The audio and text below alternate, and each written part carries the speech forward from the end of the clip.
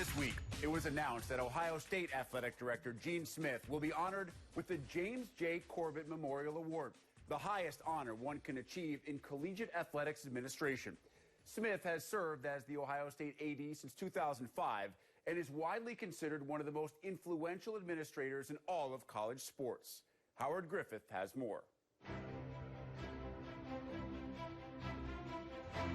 Well, Gene Smith, I want to welcome you in. I'm really excited to have this opportunity to sit down with you, celebrating Black History Month, Vice President, Athletic Director at The Ohio State.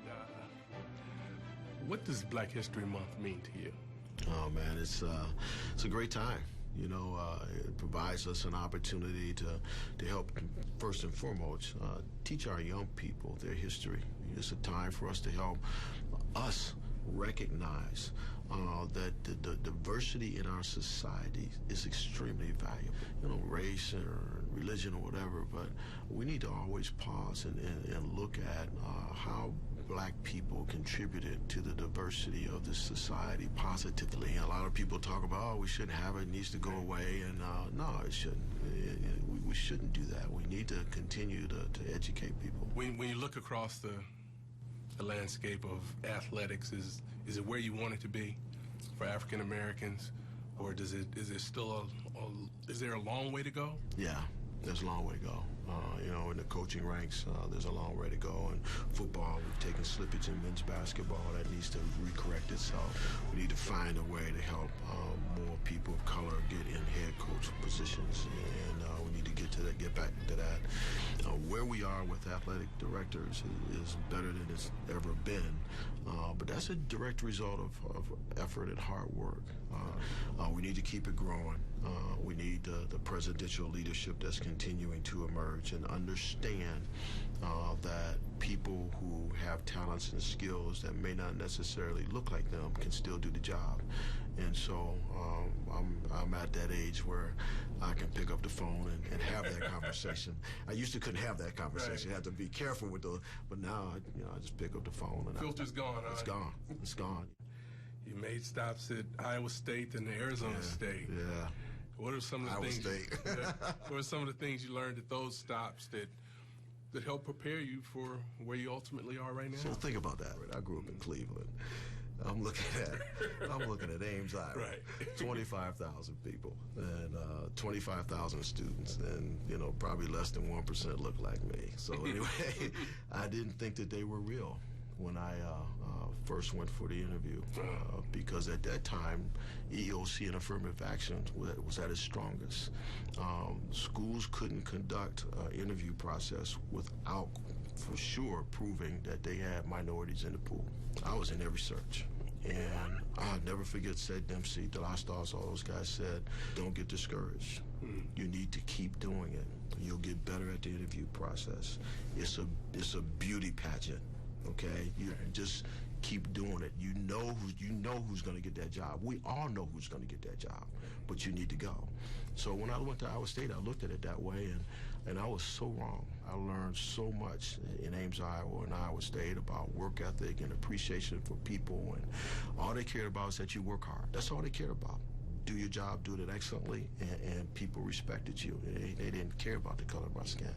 I know there are going to be multiple things, but give me maybe one thing that you're really proud that you were able to get implemented into athletics.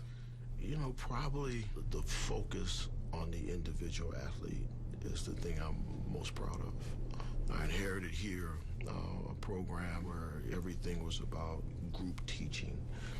You take the football team, you go in there and you study for 2 hours and come out.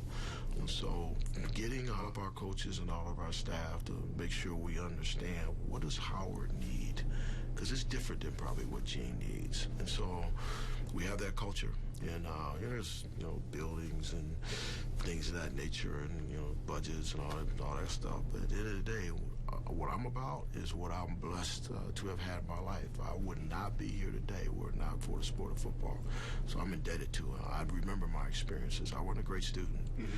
I had a guy by the name of Nick DeChico that helped get me through school at Notre Dame. So I want to make sure we do that with every kid we have. There's some good news coming out of Columbus. Gene Smith has been given the James Corbett Memorial Award from the National Association of Collegiate Directors of Athletics. It is the highest honor that you can get in that position. You're going to be receiving the James J. Corbett Memorial Award. What does that mean specifically when you're the first sitting AD to be able to receive that? You know, it's hard to talk about. You know, NACDA gave me so much, and never forget Mike Cleary calling me, and for some reason he engaged me with NACDA, and probably because he was ahead of his time. You know, he started the John McClendon Scholarship Fund for minorities to get graduate funding. But he got me engaged, and I became the president of NACDA. But it's there where I met all my friends in the business. It's there where I learned so much. You know, to have them, you know, provide me with this award is, you know, it's crazy. You know, it's emotional, and they're the ones that mean a lot to me, and so it'll be a big moment.